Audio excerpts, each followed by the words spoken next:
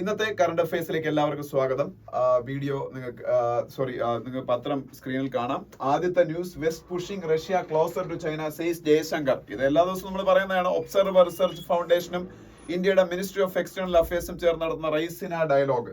ഈ Raisina ഡയലോഗിന്റെ last day ആയിരുന്നു ഇന്നലെ അദ്ദേഹം ജയശങ്കർ നടത്തിയ ഒരു പ്രസ്താവനയാണ്. ഈ എല്ലാവരും കൂടെ ചേർന്ന് റഷ്യയെ ഒറ്റപ്പെടുത്തുന്നതുകൊണ്ട് റഷ്യക്ക് വേറൊരു ഓപ്ഷൻസും ഇല്ല. ലോകത്തിലെ പിന്നെ ഒരു വൻശക്തി രാഷ്ട്രം ചൈനയേ ഉള്ളൂ. അപ്പൊ ചൈന ആക്ച്വലി ഒരു ഇവിൽ ഫോഴ്സ് എന്നേ എനിക്ക് പറയാൻ പറ്റുള്ളൂ.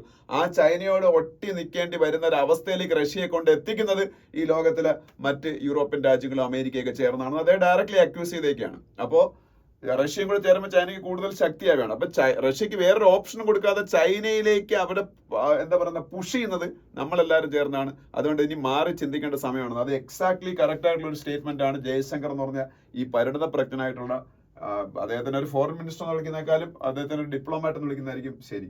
ഒരുപക്ഷെ ഇപ്പൊ എനിക്ക് തോന്നുന്ന ലോകത്തിൽ ഇപ്പോൾ ഉള്ള എക്സ്റ്റേണൽ അഫയേഴ്സ് മിനിസ്റ്റേഴ്സിന്റെ കൂട്ടത്തിൽ ഏറ്റവും ബെസ്റ്റ് ഒരു മനുഷ്യൻ ജയശങ്കർ ആയിരിക്കും. കാരണം ഇപ്പൊ നമ്മളിപ്പോ ഗൂഗിൾ ഉണ്ടാക്കിയത് അമേരിക്കക്കാരനാണെങ്കിലും ഗൂഗിളിനെ ഈ രീതിയിൽ വളർത്തിക്കൊണ്ടിരിക്കുന്ന സുന്ദർ പിച്ചൈ എന്ന് പറഞ്ഞ ഇന്ത്യക്കാരനാണ്. അപ്പം ഇന്ത്യക്കാര് ആ രീതിയിൽ ചിന്തിക്കാൻ വലിയ മിടുക്കന്മാരാണ്. അല്ലെങ്കിൽ മൈക്രോസോഫ്റ്റ് ബിൽഗേറ്റ്സും സ്റ്റീവ് ബാൾമറും കൂടെ സ്റ്റീവ് ബാൾമർ ആണെന്ന് തോന്നുന്നു ചേർന്നുണ്ടാക്കിയതാണെങ്കിലും ആ മൈക്രോസോഫ്റ്റിനെ വലിയ ലെവലിലേക്ക് ഇപ്പൊ വളർത്തിക്കൊണ്ടിരിക്കുന്നത് സത്യ നാദല്ലയാണ്. അതുകൊണ്ടാണല്ലോ വർഷങ്ങൾ കഴിഞ്ഞിട്ടും സത്യ നാദല്ലയോ ഗൂഗിൾ സുന്ദർ പിച്ചയോ ഒന്നും അവർ ആ പൊസിഷനിൽ നിന്ന് മാറ്റാത്തത്. വീണ്ടും വീണ്ടും സാലറിയും കൂട്ടിക്കൊടുത്ത് അവരെ അവിടെ തന്നെ ഇരുത്തുന്നത്.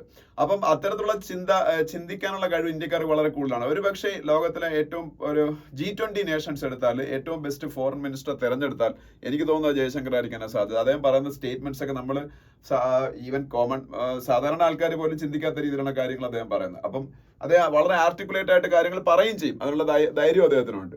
അപ്പോൾ അതിനൊരു എക്സാമ്പിൾ ആണ് ഈ ഇടയ്ക്ക് റഷ്യൻ യുക്രൈൻ വാർ ഉണ്ടാവുമ്പോൾ ഇന്ത്യ റഷ്യയുടെ കയ്യിൽ നിന്ന് ഓയിൽ വാങ്ങാൻ പാടില്ല. ഇന്ത്യ ആ സമയത്താണ് ഏറ്റവും കൂടുതൽ ഓയിൽ റഷ്യയുടെ കയ്യിൽ നിന്ന് വാങ്ങാൻ പാടില്ല എന്ന് അമേരിക്കയും യൂറോപ്പും ഒക്കെ ഇന്ത്യ ഉപദേശവും പറഞ്ഞത്, നിങ്ങളുടെ ഒരു ദിവസം ഉച്ചയ്ക്ക് ശേഷം ആഫ്റ്റർനൂൺ ടൈമിൽ നിങ്ങൾ യൂറോപ്പ് റഷ്യയുടെ കയ്യിൽ നിന്ന് വാങ്ങുന്ന ഓയിലിന്റെ അത്ര പോലും ഞങ്ങൾ ഒരു മാസം കൊണ്ട് വാങ്ങുന്നില്ല. സോ അതുകൊണ്ട് നിങ്ങൾ നിങ്ങളുടെ സ്വന്തം കാര്യം ആദ്യം നോക്കുക. അങ്ങനെയൊക്കെ ഒരു ഇന്ത്യയുടെ ഫോറിൻ മിനിസ്റ്റർ സാധാരണ പറയാറില്ല. പക്ഷെ അത്രയും ഇതായിട്ട് പറയേണ്ട ഘട്ടങ്ങളിൽ അദ്ദേഹം കാര്യമായിട്ട് തന്നെ പറയുകയും ചെയ്യുന്നുണ്ട്. പക്ഷെ അതിന്റെ പേരിൽ ഇന്ത്യയുടെ ലോക രാജ്യങ്ങൾക്കൊന്നും ഒരു എതിർപ്പ് ഉണ്ടാവുന്നതുമില്ല. അപ്പൊ ആ രീതിയിൽ കാര്യങ്ങൾ കൈകാര്യം ചെയ്യാൻ അറിയാവുന്ന ഒരു ഫോറിൻ മിനിസ്റ്ററാണ്. വളരെ കഴിവുള്ള ഒരാളാണ്. അപ്പൊ അതാണ് ഞാൻ പറഞ്ഞത്, ഈ റഷ്യയെ പോലെ ആക്ച്വലി ഇങ്ങനെ ഇത്രയും പുഷ് ചെയ്ത് ചൈനയോട് ചേർത്ത് നിർത്തുന്നത് സത്യമല്ലേ യൂറോപ്പും അമേരിക്കയാണ്. അപ്പൊ ഇവരുടെ ഡബിൾ സ്റ്റാൻഡേർഡ്സ് ആണ്. ഞാൻ ഇന്നലെ നിങ്ങളുടെ അടുത്ത് അതിനെക്കുറിച്ച് പറഞ്ഞായിരുന്നു. ഇന്നലെ യുക്രൈൻ റഷ്യ വാറിന്റെ 2nd ആനിവേഴ്സറി വന്നപ്പോൾ ഇവന്മാരെല്ലാവരും കൂടെ വലിയ പ്രശ്നം ഉണ്ടാക്കുവാണ്. അവിടെ ഭയങ്കര ഹ്യൂമാനിറ്റേറിയൻ ക്രൈസിസ് ആണ്, ഒരുപാട് ആൾക്കാർ മരിക്കുന്നതൊക്കെ. അതേസമയത്ത് അതേപോലെയല്ലേ ഗാസയിൽ സംഭവിച്ചു? അതേപോലെ അല്ല, അതിന്റെ 10 മടങ്ങാണ് ഗാസയിൽ സംഭവിച്ചുകൊണ്ടിരിക്കുന്നത്. അതിന് അവർക്കൊരു പ്രശ്നമില്ല. എന്തായാലും കാര്യം ഗാസയിൽ ഒരു ട്രൂസ് കൊണ്ടുവരണം, ഒരു വെടിനിർത്തൽ കൊണ്ടുവരണം എന്ന് പറഞ്ഞ് ഒരു റെസൊല്യൂഷൻ അൾജീരിയ UN കൊണ്ടുവരുമ്പോൾ അതിനെ വീറ്റോ ചെയ്തത് അമേരിക്കയാണ്. അപ്പം ആ രീതിയിൽ ചെയ്യുമ്പോഴാണ് സ്വാഭാവികമായിട്ടും ഈ ലോകം ഇങ്ങനെ ആയി പോകുന്നത്. ഓക്കെ, അപ്പൊ ഇതാണ് ഫ്രണ്ട് പേജിൽ റൈസിന ഡയലോഗുമായിട്ട് ബന്ധപ്പെട്ടാണ് ഈ ന്യൂസ് എന്ന് പറയുന്നത്. പിന്നീട് ഈ ന്യൂസ് സുപ്രീം കോടതിയും തമിഴ്നാടുമായിട്ട് ബന്ധപ്പെട്ട ഒരു വിഷയമാണ്. അത് നമുക്ക് ആവശ്യമുള്ളതല്ല. പിന്നെ ex Lok Sabha speaker Manohar Joshi passes away. അത് അറിഞ്ഞു വെച്ചേക്കാം. മനോഹർ ജോഷി ഇന്ത്യയുടെ ലോക്സഭയുടെ സ്പീക്കർ ആയിരുന്നു എന്ന് മാത്രമല്ല, അദ്ദേഹം മഹാരാഷ്ട്ര എന്ന് പറഞ്ഞ ഇന്ത്യയിലെ ഏറ്റവും ശക്തിമത്തായ സ്റ്റേറ്റ്, ഇന്ത്യയിലെ ഏറ്റവും കൂടുതൽ GSDP ഉള്ള state, gross state domestic product, സ്റ്റേറ്റുകളുടെ സാമ്പത്തിക വ്യവസ്ഥയുടെ വലിപ്പം അല്ലെങ്കിൽ അതാണ് GDP. രാജ്യത്തിന് പോലെയാണ് GSDP സ്റ്റേറ്റുകൾക്ക്, ഗ്രോസ് സ്റ്റേറ്റ് ഡൊമസ്റ്റിക് പ്രോഡക്റ്റ്. അത് ഏറ്റവും കൂടുതലുള്ള സ്റ്റേറ്റാണ് മഹാരാഷ്ട്ര. ആ മഹാരാഷ്ട്രയുടെ ചീഫ് മിനിസ്റ്റർ ആയിരുന്നു മനോഹർ ജോഷി. അപ്പൊ അദ്ദേഹം ഇന്നലെ മരിച്ചുപോയി. അതൊരു ന്യൂസ് ആയിട്ടുണ്ട്. പിന്നെ make public orders on Jammu and Kashmir internet ban വേണ്ട. Delhi approaches Moscow for early discharge of Indian army helpers. അത് ഒരു ജസ്റ്റ് ഒന്ന് പറഞ്ഞേക്കാം. അതെന്താണെന്ന് വെച്ചാൽ ഇന്ത്യക്കാരുടെ ജോലി ഇല്ലായ്മയാണ് ഇതിനെല്ലാം കാരണമാണ്. ഇസ്രായേലും ഗാസയും തമ്മിൽ ഭയങ്കര യുദ്ധം നടക്കുന്ന സമയത്ത്, ഇസ്രായേലും ഹമാസും തമ്മിൽ ഭയങ്കര യുദ്ധം നടക്കുന്ന സമയത്ത് ഇന്ത്യക്കാർ ഒരുപാട് പേര് ഇസ്രായേലിലേക്ക് പോകാൻ തയ്യാറെടുത്ത് നിൽക്കുകയാണ് അവിടെ ഓരോരോ കൺസ്ട്രക്ഷൻ വർക്ക് പോലുള്ള കാര്യങ്ങൾക്ക്. അപ്പം അതിനു വേണ്ടിയിട്ട് തൗസൻഡ്സ് ഓഫ് ആൾക്കാർ ഉത്തർപ്രദേശിൽ നിന്നൊക്കെ ആപ്ലിക്കേഷൻ കൊടുത്തു എന്ന് പറഞ്ഞ് നമ്മളെല്ലാവരും വലിയ ന്യൂസ് പേപ്പേഴ്സിലേക്ക് കണ്ടാണ്. ഇപ്പം കണ്ടോ, മരണത്തെ മുഖാമുഖം കാണുന്ന യുക്രൈൻ റഷ്യ വാറിൽ റഷ്യൻ പട്ടാളത്തിന്റെ ഹെൽപ്പേഴ്സ് ആയിട്ട് ആക്ട് ചെയ്യാൻ ഏതാണ്ട് 100ഓളം ഇന്ത്യക്കാർ അവിടെ പോയെന്നാണ്. അത് ഇന്ത്യ ഗവൺമെന്റ് അതിനെക്കുറിച്ചുള്ള പ്രോപ്പർ ആയിട്ടുള്ള അറിവ് പോലും അവർക്കില്ലായിരുന്നായിരിക്കും ഒരു പക്ഷേ. ഇപ്പൊ പത്രങ്ങളാണ് ആ വാർത്ത നമ്മളുടെ മുന്നിലേക്ക് കൊണ്ടുവരും. അപ്പം മരണമുഖത്ത് പോയി പോലും പൈസ ഏൺ ചെയ്യാൻ ഇന്ത്യക്കാർ തയ്യാറാണ്. അപ്പൊ ഈ ആർമി ഹെൽപ്പേഴ്സ് ആയിട്ട് അവിടെ ഈ യുക്രൈൻ റഷ്യ വാറിൽ റഷ്യൻ പട്ടാളത്തിനൊപ്പം ആക്ട് ചെയ്യുന്ന ആൾക്കാരെ എത്രയും പെട്ടെന്ന് തിരികെ കൊണ്ടുവരാനുള്ള ശ്രമങ്ങൾ ഡൽഹി തുടങ്ങി. അവർ മോസ്കോയെ അപ്രോച്ച് ചെയ്തേക്കാണ്. സ്വാഭാവികമായിട്ട് പുടിൻ ഇന്ത്യ അനുകൂലമായിട്ടുള്ള ഒരു പ്രസിഡന്റ് ആയതുകൊണ്ട് ഇന്ത്യക്ക് അനുകൂലമായിട്ടുള്ള ഒരു തീരുമാനം അക്കാര്യത്തിൽ ഉണ്ടാവുമായിരിക്കും. ഓക്കെ, പിന്നീട് മറ്റ് കാര്യങ്ങൾ നമ്മൾ പറയാമല്ല. അതിനടുത്ത പേജിലേക്ക് പോവാം. അതിനടുത്ത പേജ് പോകുമ്പോൾ സ്റ്റേറ്റ്സ് പേജിൽ നരേഷ് ഗോയലിനെ കുറിച്ചൊരു ന്യൂസ് കാണാം. നരേഷ് ഗോയൽ ഒരു സമയത്ത് ഇന്ത്യയിലെ ഒരു സെലിബ്രിറ്റി ആയിരുന്നു. ഇപ്പൊ അദ്ദേഹം ജയിലിൽ ആർക്കും വേണ്ടാതെ കിടക്കുവാണ്. ഇന്ത്യയിലെ ജെറ്റ് എയർവേസ് എന്ന് പറഞ്ഞ ഒരു സമയത്ത് ഇന്ത്യയിലെ ഏറ്റവും സെലിബ്രേറ്റഡ് ആയിരുന്ന പ്രൈവറ്റ് എയർലൈൻ്റെ ഓണറാണ്. പക്ഷേ ഒരു ബാങ്കുകളെയൊക്കെ പറ്റിച്ച കേസിലാണ് അദ്ദേഹം ജയിലിൽ കിടക്കുന്നത്, നരേഷ് ഗോയൽ. പിന്നെ MLC, Bihar MLC polls on March. എന്താണ് MLC? ജസ്റ്റ് പറയുവാണ്, മെമ്പർ ഓഫ് ലെജിസ്ലേറ്റീവ് കൗൺസിൽ. അറിയാമായിരിക്കും, എന്നാലും ഞാൻ പറയുന്നു. നമ്മളുടെ ഇന്ത്യയിലെ കുറെ സ്റ്റേറ്റുകൾക്ക്, ഇപ്പം സൗത്ത് ഇന്ത്യൻ സ്റ്റേറ്റുകളിലാണെങ്കിൽ കർണാടകം, പിന്നീട് ആന്ധ്രയിലുണ്ടെന്ന് തോന്നുന്നു, പിന്നീട് ബീഹാറിൽ, മഹാരാഷ്ട്രയിൽ, ഉത്തർപ്രദേശിൽ, ഇതുപോലുള്ള കുറെ സ്റ്റേറ്റുകളിൽ നമ്മളുടെ MLA ഉണ്ട്, MLC ഉണ്ട്. കേരളത്തിന് ലെജിസ്ലേറ്റീവ് അസംബ്ലി മാത്രമേ ഉള്ളൂ. ലെജിസ്ലേറ്റീവ് അസംബ്ലി അല്ലെങ്കിൽ നിയമസഭയിലെ മെമ്പേഴ്സിനാണ് നമ്മൾ MLA എന്ന് പറയുന്നത്, മെമ്പർ ഓഫ് ലെജിസ്ലേറ്റീവ് അസംബ്ലി. ഇനി MLC ഉണ്ട്, മെമ്പർ ഓഫ് ലെജിസ്ലേറ്റീവ് കൗൺസിൽ. അത്തരം സ്റ്റേറ്റുകൾക്ക് ബൈക്യാമറൽ സിസ്റ്റമാണ് ഫോളോ ചെയ്യുന്നത്. അതായത് ഇപ്പം നമ്മളുടെ ഇന്ത്യക്ക് ലോക്സഭയും രാജ്യസഭയില്ലേ, അതുപോലെ 2 ഹൗസസ് കാണും, ലെജിസ്ലേറ്റീവ് അസംബ്ലിയും ലെജിസ്ലേറ്റീവ് കൗൺസിലും. കേരളത്തിന് പക്ഷേ ഒരു ലെജിസ്ലേറ്റീവ് അസംബ്ലി മാത്രമേ ഉള്ളൂ. അതുകൊണ്ട് ഇവിടെ MLA മാത്രമേ ഉള്ളൂ. പക്ഷേ ബീഹാറിനൊക്കെ MLC ഉണ്ട്, കർണാടകത്തിന് MLC ഉണ്ട്. അതാണ് ഞാൻ പറഞ്ഞത്. ഓക്കെ, പിന്നെ ജാർഖണ്ഡിന്റെ ചീഫ് മിനിസ്റ്റർ ഒരു സ്റ്റേറ്റ്മെന്റ് നമുക്ക് വേണ്ട. ജാർഖണ്ഡിന്റെ ചീഫ് മിനിസ്റ്റർ ആരാണ്? ചമ്പായ് സോറൻ ആണ് ജാർഖണ്ഡിന്റെ ചീഫ് മിനിസ്റ്റർ, ചമ്പായ് സോറൻ.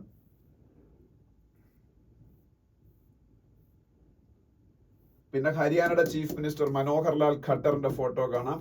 മനോഹർ ലാൽ ഖട്ടർ, ഹരിയാനയുടെ ചീഫ് മിനിസ്റ്റർ. അവിടെ ഹരിയാനയിൽ ഇപ്പം ബഡ്ജറ്റ് ഒക്കെ അവതരിപ്പിച്ചതിനെ കുറിച്ചാണ്. ഹരിയാനയിൽ ഇപ്പൊ കുറച്ച് പ്രോബ്ലംസ് ഉണ്ടല്ലോ, ഫാമേഴ്സിന്റെ അജിറ്റേഷൻ ഒക്കെ നടക്കുന്ന ഹരിയാന ബോർഡറിലൊക്കെയാണ്. ഓക്കെ, അപ്പോ ഇതൊക്കെയാണ് ആ പേജിലെ ന്യൂസ് എന്ന് പറഞ്ഞത്. അതിനടുത്ത പേജിൽ പോകുമ്പോ ISRO ആയിട്ട് ബന്ധപ്പെട്ട ന്യൂസ് നമുക്ക് ആവശ്യമുള്ളതായിരിക്കും. നമുക്ക് നോക്കാം. ISRO PAPA detect solar wind impact of coronal mass ejections. Indian space research ഓർഗനൈസേഷന്റെ plasma analyser package for Aditya, അതാണ് പാപ്പ എന്നാണ് short form. PAPA plasma analyser package for Aditya. Aditya എന്താണ്? Aditya L1 mission. ലഗ്രാഞ്ച് 1 പോയിന്റിലേക്ക് നമ്മളുടെ പിന്നീട് ISRO സെൻഡ് ചെയ്ത മിഷൻ ടു ഒബ്സർവ് സൺ, അതാണല്ലോ Aditya L1. ഈ ആദിത്യ L1 അതിന്റെ ഡിസൈഡ് സ്ഥലത്ത് L1 എത്തിക്കഴിഞ്ഞു. അപ്പൊ പാപ്പ എന്ന് പറഞ്ഞാൽ അതിൽ കുറെ സയന്റിഫിക് ഇൻസ്ട്രുമെന്റ്സ് ഉണ്ട്. അതിലൊരെണ്ണമാണ് പാപ്പ. അത് കൊറോണൽ മാസ് ഇജക്ഷൻസിന്റെ ഇമ്പാക്ട് അത് പഠിച്ച് ഡിറ്റക്ട് ചെയ്തെന്നാണ് പറഞ്ഞേക്കുന്നത്. പക്ഷെ അതിനെക്കുറിച്ച് കൂടുതൽ പറഞ്ഞാൽ എനിക്ക് അറിഞ്ഞുണ്ട്. അതിനെക്കുറിച്ച് സയൻസായി കൂടുതൽ അറിയുന്ന ആൾക്കാർ നിങ്ങൾ അല്ലാതെ പഠിക്കുക. അപ്പൊ എന്തായാലും ഇത് അറിഞ്ഞിരിക്കുക, പാപ്പ എന്താണെന്ന് അറിഞ്ഞിരിക്കുക. ഈ ആദിത്യ L1 മിഷൻ നിങ്ങൾക്ക് അറിയാം. ഇതിപ്പോ കണ്ടുപിടിച്ചത്, പാപ്പ ഉപയോഗിച്ച് കണ്ടുപിടിച്ചത് impact of coronal mass ejections. Okay, പിന്നെ അതിനടുത്തതായിട്ട് അടുത്ത പേജിൽ കർണാടകത്തിലും ലെജിസ്ലേറ്റീവ് കൗൺസിൽ ഉണ്ട്. അതാണ് ഈ കർണാടക കൗൺസിൽ, ഓൾറെഡി പറഞ്ഞു കഴിഞ്ഞു.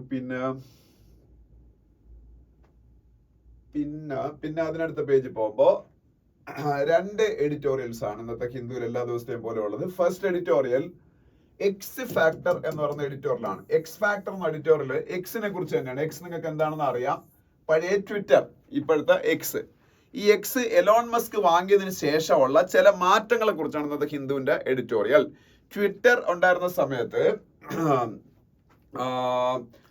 നമ്മളുടെ ഗവൺമെന്റുമായിട്ട് ട്വിറ്റർ മിക്കവാറും ഉടക്കിലായിരുന്നു. അതിന്റെ കാരണം ഈ ഫാമേഴ്സ് അജിറ്റേഷനൊക്കെ മുമ്പ് 2020-21 സമയത്തൊക്കെ ഫാമേഴ്സ് അജിറ്റേഷനൊക്കെ ഉണ്ടായ സമയത്ത് 2021 ഫാമേഴ്സിന്റെ ആദ്യത്തെ അജിറ്റേഷൻ നടക്കുന്നത്. ആ സമയത്ത് ഇന്ത്യയിലെ കർഷക സമരവുമായിട്ട് ബന്ധപ്പെട്ട ഒരുപാട് അന്നത്തെ ട്വിറ്റർ പോസ്റ്റുകൾ, ട്വീറ്റ്സ് ഒക്കെ ഡിലീറ്റ് ചെയ്യാനും ഒക്കെ ഉള്ള ഗവൺമെന്റ് റിക്വസ്റ്റുകൾ പലപ്പോഴും ട്വിറ്റർ ഫ്രീ സ്പീച്ച് എന്റെ പേരിൽ article 19 of Indian constitution provide ചെയ്യുന്ന ഫണ്ടമെന്റൽ ഫ്രീഡമായ free speech and freedom of expression, അതിന്റെ പേരിൽ പല ട്വീറ്റുകളും ഡിലീറ്റ് ചെയ്യാൻ മടിച്ചു. അത് ഇന്ത്യൻ ഗവൺമെന്റും അന്നത്തെ പിന്നീട് ട്വിറ്ററും തമ്മിൽ വലിയ പ്രശ്നങ്ങൾക്ക് കാരണമായി. അങ്ങനെ ഇന്ത്യൻ ഗവൺമെന്റ് കണ്ണിലെ കരടായിട്ട് മാറി ഈ സോഷ്യൽ മീഡിയ പ്ലാറ്റ്ഫോംസിൽ ട്വിറ്റർ. ഓക്കെ, ആ ട്വിറ്റർ അത് ജാക്ക് ഡോഴ്സി ആയിരുന്നു അന്ന് ട്വിറ്ററിന്റെ സിഇഒ. ജാക്ക് ഡോഴ്സി, അയാളാണ് ട്വിറ്ററിന്റെ ഫൗണ്ടറും കോ-ഫൗണ്ടറും ജാക്ക് ഡോഴ്സി. പക്ഷെ അതിനുശേഷം ഇപ്പൊ എലോൺ മസ്ക് ട്വിറ്ററിനെ ഏറ്റെടുത്ത് എക്സ് എന്നുള്ള പേരിൽ മാറ്റിമറിച്ചപ്പോ ഗവൺമെന്റിന് അനുകൂലമായിട്ട് ചിന്തിക്കാനും പ്രോഫിറ്റിനെ കുറിച്ച് മാത്രം ചിന്തിക്കാനും തുടങ്ങിയെന്നാണ് ഹിന്ദു എഡിറ്റോറിയൽ പറയുന്നത്. അതുകൊണ്ടാണ് എക്സ് ഈ കർഷക സമരവുമായിട്ട് ബന്ധപ്പെട്ട് ഇപ്പോ ഒരു പ്രോബ്ലം ഇല്ലാത്തതെന്ന് ഈ വിമർശകർ പറയുന്ന പല ട്വീറ്റുകളും പല അക്കൗണ്ടുകളും ഒക്കെ ഗവൺമെന്റിന്റെ റിക്വസ്റ്റിന്റെ പേരിൽ ടേക്ക് ഡൗൺ ചെയ്യുകയോ അല്ലെങ്കിൽ ഡിലീറ്റ് ചെയ്യുകയോ ചെയ്തു. അപ്പൊ അത് ഈ ഫ്രീഡം ഓഫ് സ്പീച്ചിനും എക്സ്പ്രഷനും ഒക്കെ എഗെയിൻസ്റ്റ് ആണ്. അപ്പം എലോൺ മസ്ക് തീർത്തും ഗവൺമെന്റിന്റെ താല്പര്യങ്ങൾക്ക് അനുകൂലമായിട്ട് മാത്രമാണ് പ്രവർത്തിക്കുന്നത് എന്നും പറഞ്ഞൊക്കെയുള്ളൊരു എഡിറ്റോറിയലാണ് ഹിന്ദുവിന്റെ ഫസ്റ്റ് എഡിറ്റോറിയൽ എക്സിനെ കുറിച്ചാണ്. ഓക്കെ, ഇനി രണ്ടാമത്തെ editorial on the long road എന്ന് പറയുന്ന എഡിറ്റോറിയലാണ്. ഓൺ ദ ലോങ് റോഡ് എന്ന് പറയുന്ന എഡിറ്റോറിയൽ ആക്ച്വലി നമുക്ക്, ഞാൻ പറഞ്ഞിട്ടുണ്ട്, നിങ്ങൾ എഡിറ്റോറിയൽ വായിക്കുന്നത് ഒരു കോംപ്രിഹെൻഷൻ പാസേജ് വായിക്കുന്ന ആ ഒരു താല്പര്യത്തിലൂടെ വായിക്കുക, കോംപ്രിഹെൻഷൻ എബിലിറ്റി ഇംപ്രൂവ് ചെയ്യുന്ന താല്പര്യത്തിലൂടെ ആ ഒരു താല്പര്യത്തിലൂടെ അത് വായിക്കുക, അതിന്റെ വൊക്കാബുലറി നിങ്ങൾ എഴുതിയെടുക്കുക എന്നൊക്കെയാണ് ഞങ്ങൾ പലപ്പോഴും പറഞ്ഞിട്ടുള്ളത്. അതുകൊണ്ട് തന്നെ രണ്ടാമത്തെ എഡിറ്റോറിയൽ ആക്ച്വലി നമുക്ക് അതിന്റെ വലിയ ആവശ്യമില്ല, അതൊരു പക്ക പൊളിറ്റിക്കൽ എഡിറ്റോറിയലാണ്. പക്ഷേ സ്റ്റിൽ നമ്മളത് വായിക്കണം. എന്ന് വെച്ചാൽ ഇന്ത്യ ബ്ലോക്കിനെ കുറിച്ചാണ്. ഇന്ത്യ ബ്ലോക്ക് എന്താണെന്ന് നിങ്ങൾക്ക് അറിയാമായിരിക്കും എല്ലാവർക്കും. അതായത് ഇന്ത്യയിലെ റൂളിംഗ് പാർട്ടിയായ BJP നേതൃത്വം നൽകുന്ന NDA ആണെന്ന് നമുക്കറിയാം. ആ NDAക്ക് ബദലായിട്ട് കൊണ്ടുവന്ന ഇന്ത്യ ബ്ലോക്ക് പല പല റീസൺസ് കൊണ്ട് ടേക്ക് ഓഫ് ആയില്ലായിരുന്നു.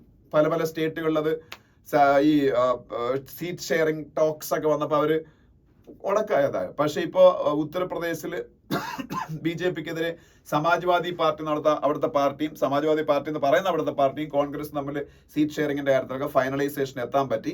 ഇത് മറ്റ് സ്റ്റേറ്റുകളിൽ ഇന്ത്യ ബ്ലോക്കിലെ പാർട്ടികൾ തങ്ങളിൽ സീറ്റ് ഷെയറിംഗിനൊക്കെ ഒരു ധാരണയിലെത്താൻ സഹായിക്കുന്നു പറഞ്ഞൊക്കെയുള്ള ഒരു പക്ക രാഷ്ട്രീയ എഡിറ്റോറിയലാണ്. പക്ഷേ സ്റ്റിൽ അത് വായിക്കണം. ഓക്കെ, അപ്പൊ അതല്ല അതിൽ കൂടുതൽ എനിക്കൊന്നും പറയാനൊന്നുമില്ല. ഓക്കെ, പിന്നീട് ഇല്ല, ബാക്കി പേജിലുള്ള ആർട്ടിക്കിൾസ് നമുക്ക് വേണ്ട. ഞാൻ അടുത്ത പേജിൽ പോകുമ്പോൾ fire and smoke in Sandeshkhali എന്ന് പറയുന്ന ഒരു ആർട്ടിക്കിൾ വായിക്കാനുണ്ട്. അത് വെസ്റ്റ് ബംഗാളിൽ സംഭവിച്ചുകൊണ്ടിരിക്കുന്ന കാര്യങ്ങളെ കുറിച്ച് വലിയൊരു സംഭവമാണ്. വെസ്റ്റ് ബംഗാൾ, ഞാൻ നിങ്ങളുടെ മുമ്പ് ഈ ഇടയ്ക്ക് കറണ്ട് അഫയേഴ്സ് ഡിസ്കസ് ചെയ്തപ്പോൾ പറഞ്ഞു, നിങ്ങൾ പൊളിറ്റിക്സിന്റെ ആവശ്യമൊന്നുമില്ല, ജസ്റ്റ് ഒന്ന് പറയാ. മമതാ ബാനർജിയുടെ തൃണമൂൽ കോൺഗ്രസ് ഇത്രയും ഡോമിനന്റ് പൊളിറ്റിക്കൽ പാർട്ടിയായിട്ട് വെസ്റ്റ് ബംഗാളിൽ അധികാരത്തിൽ വരാൻ കാരണം ഈ 10-25 വർഷം അവിടെ ഭരിച്ച CPM എന്ന് അവിടെ ഇല്ല. അതിന്റെ കാരണം ഇതുപോലൊരു അജിറ്റേഷൻ ആയിരുന്നു നന്ദിഗ്രാമില് ഈ കർഷകരുടെ വസ്തുക്കൾ അന്ന് ഫോഴ്സ്ഫുള്ളി ഇൻഡസ്ട്രിയലൈസേഷന് വേണ്ടി ടാറ്റയുടെ നാനോ കാർ പ്ലാന്റിന് വേണ്ടിയിട്ടൊക്കെ അവിടെ പിടിച്ചെടുത്തു. അതിന്റെ പേരിൽ പോലീസ് വെടിവെപ്പ് ഉണ്ടായി, മരിച്ചു കുറെ ആൾക്കാർ. അവിടെ പിന്നീട് തൃണമൂൽ കോൺഗ്രസ് കയറി ഈ CPM-നെതിരെ പ്രതിരോധം തീർത്തു. അതിലവർ ക്യാപിറ്റലൈസ് ചെയ്തു. അങ്ങനെയാണ് അവരവിടെ ഭരണത്തിൽ നിന്ന് പോകുന്നത്, പിന്നെ അവിടെ ശക്തമാകുന്നത്. ഇതേ അവസ്ഥ സന്ദേശ് ഖാലിയിൽ മിക്കവാറും തൃണമൂൽ കോൺഗ്രസിന്റെ ചിലപ്പോൾ ഒരു ശവപ്പറമ്പായിട്ട് സന്ദേശ് ഖാലി മാറാൻ സാധ്യതയുണ്ട്. കാര്യം അവിടെ ഇതുപോലെ ഒരുപാട് ഫാമേഴ്സിന്റെ ലാൻഡൊക്കെ അവിടുത്തെ ലോക്കൽ ലീഡേഴ്സ് തൃണമൂൽ കോൺഗ്രസ്സുകാർ പിടിച്ചെടുത്തു. സ്ത്രീകളെ കുറെ പേരെ മാനഭംഗപ്പെടുത്തി എന്നൊക്കെ പറയുന്നത് വലിയ പ്രശ്നം. എന്നാലും ഞാനൊരു വീഡിയോ കണ്ടതാണ് എക്സിൽ തന്നെ. അവിടുത്തെ ഒരു തൃണമൂൽ MLA ആൾക്കാരെ ഓടിച്ചിട്ട് ചെരുപ്പ് കൊണ്ട് അടിക്കുന്നത്. അയാൾ അവിടെ നിന്ന് ഓടി രക്ഷപ്പെടുകയാണ്. അപ്പം ആ രീതിയിൽ അവിടെ അതൊരു വലിയ സ്റ്റേറ്റ് വൈഡ് അതിന്റെ ഒരു റിഫ്ലക്ഷൻ ഉണ്ടാവാൻ സാധ്യതയുണ്ട്. അപ്പം അധികാരം കൊണ്ട് വട്ടായുള്ള പ്രശ്നങ്ങളാണ് അതൊക്കെ. ഓക്കെ, ഇനി അതിനടുത്ത അടുത്ത പേജിലേക്ക് പോവാം. അടുത്ത പേജിലേക്ക് പോകുമ്പോൾ അനിൽ ചൗഹാൻ, ഇന്ത്യയുടെ CDS എന്താണെന്ന് നിങ്ങൾക്ക് അറിയാം, chief of defence staff. Indian ആർമിക്ക് ഒരു ചീഫ് ജനറൽ, ഇന്ത്യൻ നേവിക്ക് ഒരു ചീഫ് അഡ്മിറൽ, ഇന്ത്യൻ എയർഫോഴ്സിന് ഒരു എയർ ചീഫ് മാർഷൽ, ഇങ്ങനെ 3 പോസ്റ്റേ ഉണ്ടായിരുന്നുള്ളൂ. പക്ഷെ ആദ്യമായിട്ട് 2019 കാലഘട്ടത്തിൽ ഇന്ത്യയിൽ ഒരു പുതിയ പോസ്റ്റ് വന്നു, ചീഫ് ഓഫ് ഡിഫൻസ് സ്റ്റാഫ്. ഈ 3 പേരെയും കോർഡിനേറ്റ് ചെയ്യാൻ വേണ്ടിയിട്ടുള്ള ഒരു പോസ്റ്റാണ് ചീഫ് ഓഫ് ഡിഫൻസ് സ്റ്റാഫ്. അതായിരുന്നു ആദ്യത്തെ ചീഫ് ഓഫ് ഡിഫൻസ് സ്റ്റാഫ് ആയിരുന്നു ബിപിൻ റാവത്ത്. അദ്ദേഹം ട്രാജിക് ആയിട്ടുള്ള ഹെലികോപ്റ്റർ ക്രാഷിൽ മരിച്ചത് നമുക്കറിയാം. അതിനുശേഷം അടുത്ത CDS ആണ് അനിൽ ചൗഹാൻ. അപ്പം അദ്ദേഹം ഇന്നലെ ഈ നമ്മളുടെ റൈസിന ഡയലോഗിൽ സംസാരിച്ചതിനെ കുറിച്ചുള്ള കാര്യങ്ങളാണ്. ഓക്കെ, താഴോട്ട് വരുമ്പോ PM അതൊന്നും നമുക്ക് വേണ്ട, പൊളിറ്റിക്കൽ ന്യൂസുകളാണ്. ഇതെല്ലാം സന്ദേശ് ഖാലിയെ കുറിച്ചാണ്. പ്രധാനമന്ത്രി അവിടെ വിസിറ്റ് ചെയ്യാൻ പോകുന്നു. Trinamool Congress leader assaulted by Sandeshkhali villages. അതാണ് ഞാൻ പറഞ്ഞത്, ഇന്നലെ ചെരുപ്പ് കൊണ്ട് അടിക്കുന്ന വീഡിയോ ഞാൻ കണ്ടെന്ന് പറഞ്ഞത്. ഓക്കെ, അപ്പോ അങ്ങനെ അതെല്ലാം വെസ്റ്റ് ബംഗാളിലെ വിഷയങ്ങളാണ്. താഴോട്ട് വരുമ്പോ callers legal name must be displayed on phone screen recommends TRAI. ട്രായുടെ ഒരു പുതിയ റെക്കമെൻഡേഷൻ വന്നേക്കാണ്.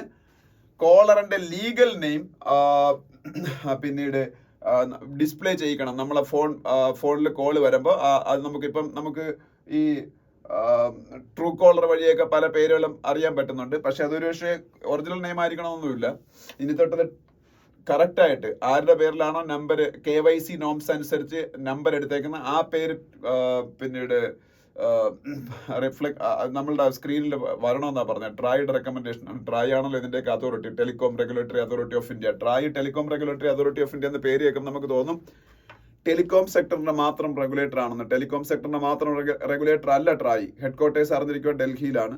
അത് ബ്രോഡ്കാസ്റ്റേഴ്സിന്റെയും ഒപ്പം OTT പ്ലാറ്റ്ഫോംസിന്റെയും കൂടെ റെഗുലേറ്റർ ആണ്.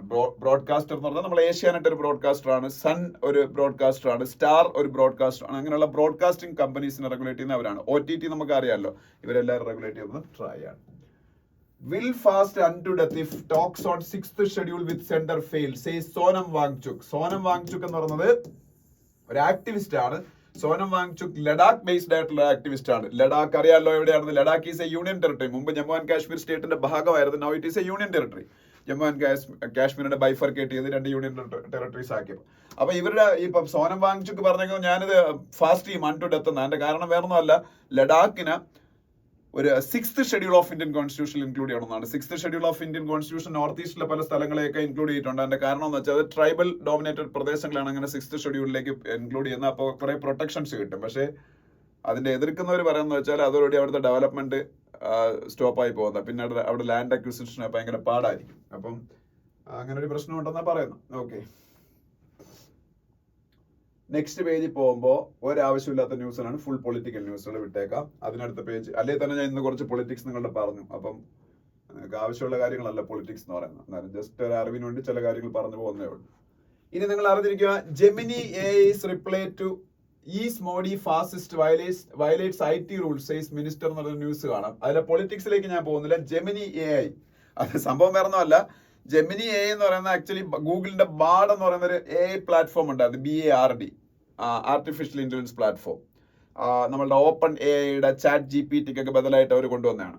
പക്ഷെ അതിപ്പോ ജെമിനി AI എന്നുള്ള പേരിൽ ആയെന്നാണ് എന്റെ വിശ്വാസം. എന്തായാലും ഗൂഗിളിന്റെ പുതിയ പ്രോഡക്റ്റ് ആണ് ജെമിനി AI. അതിനോട് ഒരു ക്വസ്റ്റ്യൻ ചോദിച്ചു, മോഡി ഫാസിസ്റ്റ് ആണെന്ന്. അപ്പം അതിന് കൊടുത്ത ആൻസർ ആണ് പ്രകോപിപ്പിച്ചത്. മോഡിയുടെ ചില പോളിസികൾ ഒരു ഫാസിസ്റ്റിന്റെ പോലെയാണെന്ന് ചിലരൊക്കെ പറയുന്നു. അങ്ങനെയുള്ള രീതിയിലുള്ള ആൻസർ ആണ് കൊടുത്തത്. Been accused of implementing policies that some experts have characterised as fascist എന്ന് പറഞ്ഞ മറുപടി കൊടുത്തത്. അത് ആണ് IT മിനിസ്റ്ററൊക്കെ അതിലിപ്പം ഗൂഗിളിനെതിരെ പ്രശ്നം ഉണ്ടാക്കുവാണ്. അപ്പൊ എന്തായാലും നിങ്ങൾ ആദ്യം പഠിക്കേണ്ട ജെമിനി AI എന്താണെന്ന് അറിഞ്ഞിരിക്കണം. ഗൂഗിളിന്റെ പുതിയ ആർട്ടിഫിഷ്യൽ ഇന്റലിജൻസ് പ്രോഡക്റ്റ് ആണ് ജെമിനി AI എന്ന് പറയുന്നത്. പിന്നെ ഗുൽമാർഗ് ഞാൻ കഴിഞ്ഞ ദിവസം പറഞ്ഞാണ്. ഗുൽമാർഗിൽ സ്കീയിങ് ഇൻസിഡന്റിൽ അപകടം സംഭവിച്ച റഷ്യക്കാർ മരിച്ച കാര്യമൊക്കെ ഗുൽമാർഗ് എവിടെ നടന്നിരിക്കണം, ജമ്മു ആൻഡ് കാശ്മീരിലാണ്. പിന്നെ മനോഹർ ജോഷി മരിച്ച കാര്യം ഞാൻ ഓൾറെഡി പറഞ്ഞു.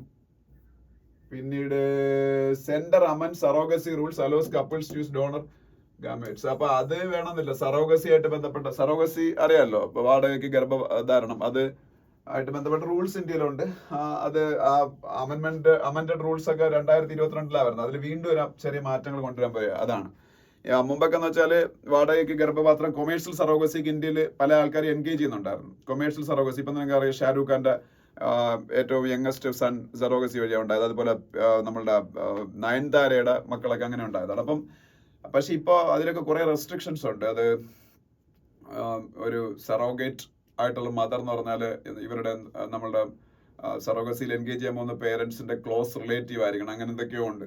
ഓക്കെ, അല്ല കൊമേഴ്ഷ്യൽ സറോഗസി ഇന്ത്യയിൽ ബാൻഡാണ്. അല്ലാതെ വേറെ എന്തെങ്കിലും പ്രോബ്ലംസ് കൊണ്ട് ഗർഭധാരണം ബുദ്ധിമുട്ടുള്ള സ്ത്രീകൾക്ക് സറോഗസി ചെയ്യാം. അത് പക്ഷെ അവരുടെ റിലേറ്റീവ്സ് ആയിരിക്കണം. അങ്ങനത്തെ നിയമങ്ങൾ കൊണ്ടുവന്നിട്ടുണ്ട്. അതൊക്കെയാണ് ഈ 2022 സറോഗസി ആയിട്ട് ബന്ധപ്പെട്ട നിയമങ്ങൾ എന്ന് പറയുന്നത്.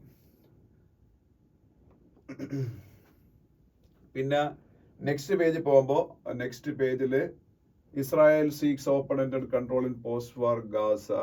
ബെഞ്ചമിൻ നെതന്യാഹുവിന്റെ ഒരു ഫോട്ടോ കാണാം. ഇസ്രായേലിന്റെ പ്രൈം മിനിസ്റ്ററിന്റെ ഫോട്ടോ അവിടെ കാണാം.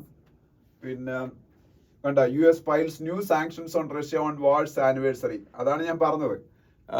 യുക്രൈൻ റഷ്യ വാറിന്റെ ആനിവേഴ്സറിയിൽ 500ഓളം പുതിയ സാങ്ഷൻസ് ഉപരോധങ്ങളാണ് റഷ്യക്കെതിരെ ഏർപ്പെടുത്തിയത്. പക്ഷേ ഇസ്രായേലിനെതിരെ അവർ ഇസ്രായേലിനെ സപ്പോർട്ട് ചെയ്യുന്നു. അതാണ് ഇസ്രായേലിനെ സപ്പോർട്ട് ചെയ്യുന്നതെന്ന് പറയുമ്പോൾ ഇസ്രായേൽ എന്ന് പറഞ്ഞ രാജ്യത്തിന്റെ ശത്രുവല്ല, ഞാൻ ഇസ്രായേലിനെ ഇഷ്ടപ്പെടുന്ന ആളാണ് ഞാൻ.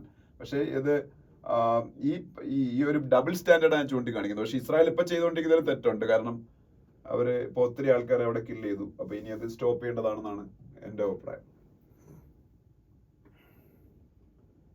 പിന്നീട് ഇത് അറിഞ്ഞിരിക്കണം. Germany set to join legal cannabis club owning up to 25 gram allowed. ലോകത്തെ കുറെ രാജ്യങ്ങളിൽ കഞ്ചാവ് കൈവശം വയ്ക്കുന്നത് ലീഗലാണ്. ഇഷ്ടം പോലെ വയ്ക്കാൻ പറ്റില്ല. 25 ഗ്രാം വരെയൊക്കെ ഇതുപോലെ ചെറിയ ചെറിയ എമൗണ്ട് ഒക്കെ ലീഗലായിട്ട് കഞ്ചാവ് കൈവശം വയ്ക്കാൻ പറ്റും. ആ രാജ്യങ്ങളുടെ കൂട്ടത്തിലേക്ക് ജർമ്മനിയും പോയി. ജർമ്മനി പറയാണ് 25 ഗ്രാം വരെ കനാബീസ് കയ്യിൽ വയ്ക്കാം. അത് മാത്രമല്ല 3 കഞ്ചാവ് ചെടികൾ വരെ വീട്ടിൽ വളർത്താം സ്വന്തം ആവശ്യത്തിന്, ഫോർ പ്രൈവറ്റ് കൺസംഷൻ എന്നുള്ള രീതിയിൽ ജർമ്മനിയിൽ നിയമം വരികയാണ്. Okay. Froze participation in security bloc Armenia. ഇന്ത്യയുടെ ഏറ്റവും അടുത്ത ഒരു രാജ്യമായി അർമേനിയ മാറിക്കൊണ്ടിരിക്കുകയാണ്. ഇന്ത്യയുടെ പിനാക എന്ന് പറയുന്ന മൾട്ടി ബാരൽ റോക്കറ്റ് ലോഞ്ചർ ഏകദേശം 1000 കോടി രൂപ കൊടുത്ത് ഇപ്പോ അവര് വാങ്ങി. പിനാക അർമേനിയ. പിനാക എന്ന് പറയുന്നത് ഇന്ത്യ സ്വന്തമായിട്ട് ഡെവലപ്പ് ചെയ്ത മൾട്ടി ബാരൽ റോക്കറ്റ് ലോഞ്ചറാണ്. എന്നിട്ട് ഇനിയും ഒരുപാട് അമ്യൂണിഷൻസ് ഒക്കെ ഇന്ത്യയിൽ നിന്ന് വാങ്ങാനുള്ള ഓർഡർ കൊടുത്തിട്ടുണ്ട് അർമേനിയ. അർമേനിയ മുമ്പ് റഷ്യയുടെ ഏറ്റവും വലിയ അലയൻസ് പാർട്ണർ ആയിരുന്നു. റഷ്യയിൽ നിന്ന് പണ്ട് വിഘടിച്ചു പോയതാണെന്നാണ് എന്റെ ഓർമ്മ. അർമേനിയ റഷ്യ എന്നല്ല, സോവിയറ്റ് യൂണിയനും. അപ്പൊ ഈ അർമേനിയയും അസർബൈജാനും തമ്മിൽ ഭയങ്കര ഒരു പ്രശ്നം ഉണ്ടായിരുന്നു. അർമേനിയയും അസർബൈജാനും 2 റഷ്യയുടെ ഫ്രണ്ട്സ് ആണ്. അപ്പോൾ ഈ അർമേനിയയും അസർബൈജാനും തമ്മിലുള്ള പ്രശ്നം നഗർനോ കരാബക് എന്ന് പറയുന്ന ഒരു പ്രദേശത്തിന്റെ പേരിലായിരുന്നു. നഗർനോ കരാബക് അതെവിടെ പറയുന്നുണ്ട്. നഗർനോ കരാബക് ആ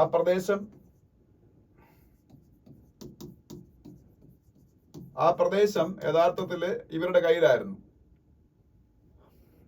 ആരുടെ കയ്യിലായിരുന്നു? അർമേനിയയുടെ കയ്യിലായിരുന്നു. അതിപ്പം പിടിച്ചോണ്ട് പോയ അസർബൈജാൻ. അന്ന് റഷ്യ ഇവരെ സഹായിച്ചില്ല, അർമേനിയ. അതിന്റെ പേര് റഷ്യയുടെ നേതൃത്വത്തിലുള്ള ഈ നാറ്റോ പോലെ, അമേരിക്കയ്ക്ക് നാറ്റോ പോലെ റഷ്യക്ക് CSTO എന്ന് പറഞ്ഞൊരു ഓർഗനൈസേഷൻ ഉണ്ട്, collective security treaty organisation, CSTO. അതിൽ നിന്ന് അർമേനിയ പുറത്തു വന്നു. അർമേനിയ അവരുമായിട്ട് ഇനി കണ്ടിന്യൂ ചെയ്യണമെന്ന് തീരുമാനിച്ചു. അതാണ്. അതിനടുത്ത പേജ് ബിസിനസ് പേജ്. ബിസിനസ് പേജിലേക്ക് പോകുമ്പോൾ RB ask NPCI to examine 197 TPAP application. അത് ഈ പേടിഎം ആയിട്ട് ബന്ധപ്പെട്ട് 197 എന്ന് പറഞ്ഞ കമ്പനിയാണ് പേടിഎമ്മിനെ ഹോൾഡ് ചെയ്യുന്നത്. അതുമായിട്ട് ബന്ധപ്പെട്ട് ഈ പേടിഎം പേയ്മെന്റ് ബാങ്കിന്റെ ഓപ്പറേഷൻ ഒക്കെ സ്റ്റോപ്പ് ചെയ്യാൻ പോയല്ലേ March 14 തൊട്ടങ്ങോട്ട്. അതുമായിട്ട് ബന്ധപ്പെട്ടാണ്. NBC നമുക്ക് എല്ലാവർക്കും അറിയാം, national payment corporation of India. അവരാണ് നമ്മളുടെ UPI, റുപ്പേ കാർഡ്, അതുപോലെ ഭാരത് QR ഇതെല്ലാം ഇറക്കിയിരിക്കുന്നവരാണ്. NBC, national payment corporation of India. പിന്നെ ബൈജൂസിന്റെ വിഷയങ്ങൾ നമ്മൾ അങ്ങനെ ഡീറ്റെയിൽ ആയിട്ട് പറയേണ്ട കാര്യമൊന്നുമില്ല. ബൈജൂസ് കമ്പനി വലിയ പ്രതിസന്ധി നേരിടുകയാണ്. ബൈജൂസ് കമ്പനി ബൈജൂസിന് എന്റെ ഫൗണ്ടറായ ബൈജു രവീന്ദ്രനെ പുറത്താക്കാൻ പോയാണ്. അപ്പൊ അതുമായിട്ട് ബന്ധപ്പെട്ട ന്യൂസുകളാണ്.